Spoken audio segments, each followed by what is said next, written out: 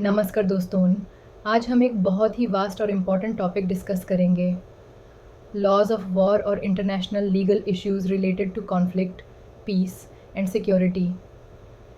इसमें हम समझेंगे कि इंटरनेशनल लॉ किस तरह से वॉर और रिलेटेड सिचुएशंस को रेगुलेट करता है, जैसे war crimes, dispute settlement, hijacking, terrorism etcetera.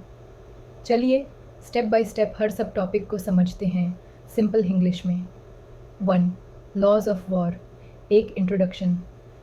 International law में लॉज ऑफ वॉर को इंटरनेशनल ह्यूमैनिटेरियन लॉ IHL कहते हैं।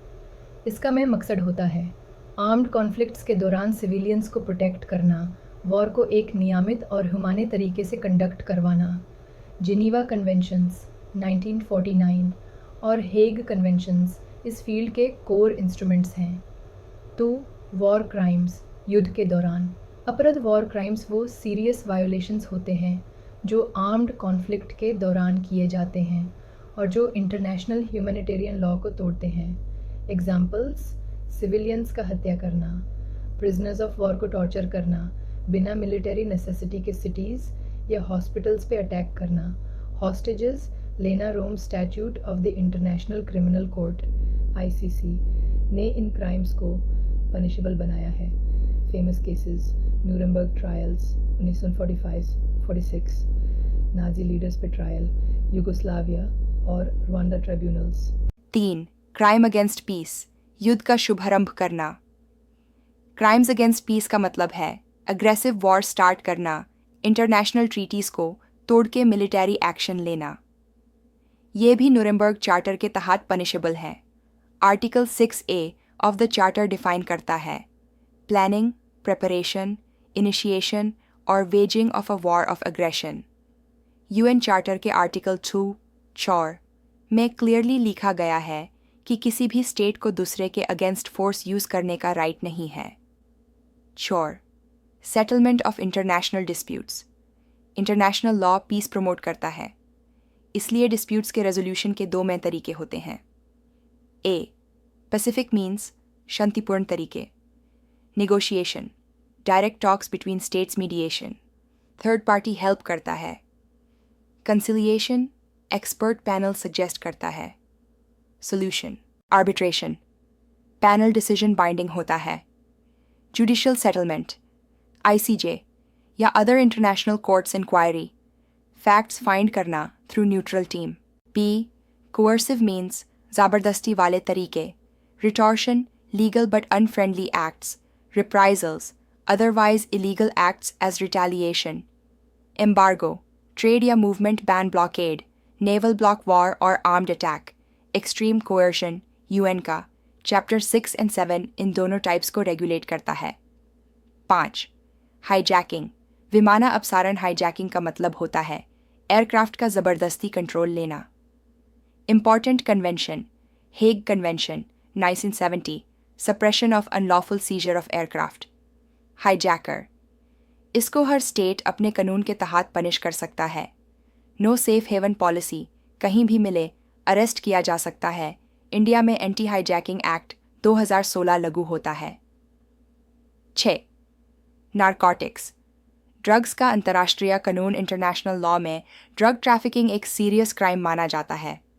Important treaties: single convention on narcotic drugs 1961, UN convention against illicit traffic in narcotic drugs 1988, इसके provisions: cultivation, production, trafficking सब illegal है। State parties को अपने domestic laws बनाना compulsory है। Mutual cooperation for information and extradition India में NDPS act 1985 है। 7.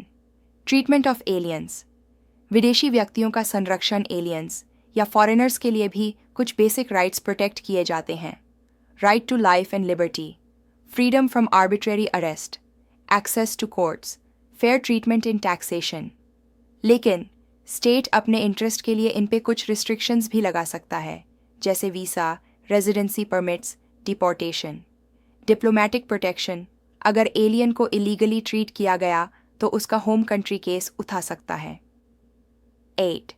Enemy character, दुश्मन। देश से संबंध वॉर टाइम में किसी इंडिविजुअल या प्रॉपर्टी का एनिमी कैरेक्टर डिक्लेयर किया जा सकता है। इम्प्लीकेशंस: प्रॉपर्टी कॉन्फिस्केट की जा सकती है।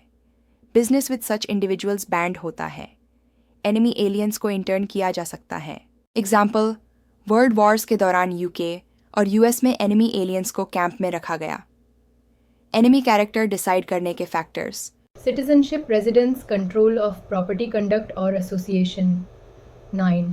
कॉन्ट्राबैंड: युद्ध समय की अपराधिक वस्तु कॉन्ट्राबैंड का मतलब होता है वो गुड्स जो एक बेलिजरेंट स्टेट के पास जाएं तो मिलिट्री यूज़ में आ सकती हैं।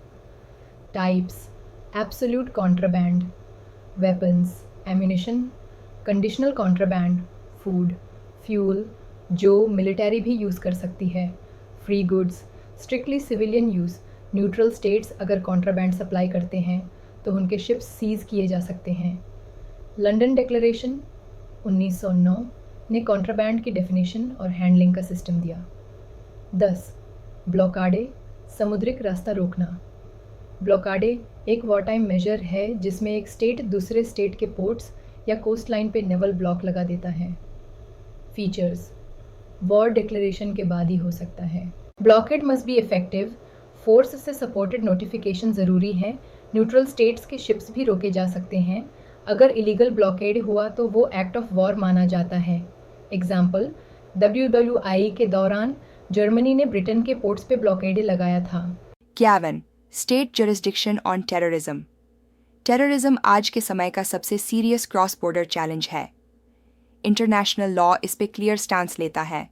Important conventions: UNSC resolution 1373 2001, after 9/11 international convention for the suppression of the financing of terrorism 1999, Sarki convention on suppression of terrorism, jurisdiction के प्रिंसिपल्स: टेरिटोरियल, जहां क्राइम हुआ नेशनैलिटी, विक्टिम या अक्यूज्ड का देश प्रोटेक्टिव, नेशनल इंटरेस्ट हार्म हुआ universal, जैसे hijacking या genocide India का strong legal framework, unlawful activities prevention act, UAPA national investigation agency, NIA, mutual legal assistance treaties, MLATs, for cooperation conclusion, सामान्य दृष्टि से समझें।